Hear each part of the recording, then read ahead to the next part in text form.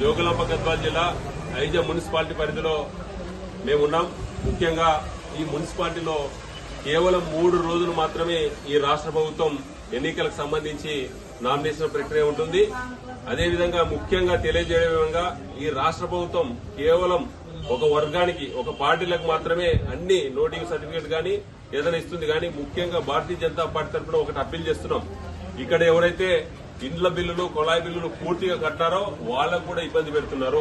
వెంటనే ఇక్కడ ఉన్నటువంటి యంత్రాంగం బీజేపీ కావచ్చు, కాంగ్రెస్ రావచ్చు, బీఆర్ఎస్ రావచ్చు, ఎవరున్నా సరే ఎవరైతే బిల్లులు కట్టాలో వెంటనే వీళ్లకు నోటీస్ సర్టిఫికేట్ ఇవ్వాలా.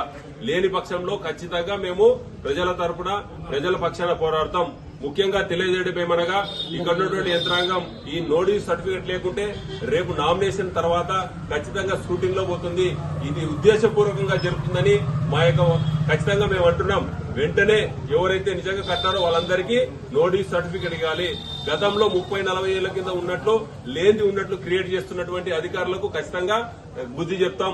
వెంటనే ఎవరైతే బిల్లులు కట్టారో నిజాయితీగా, నిష్పక్షపాతంగా వాళ్ళని వెరిఫై చేసి వెంటనే నోటీస్ సర్టిఫికేట్, అదేవిధంగా ఎవరైతే బిల్లులు కట్టారో వాళ్ళందరికీ వాళ్ళకి సంబంధించిన పత్రాలు ఇవ్వాలని భారతీయ జనతా పార్టీ తరఫున డిమాండ్ చేస్తున్నాం.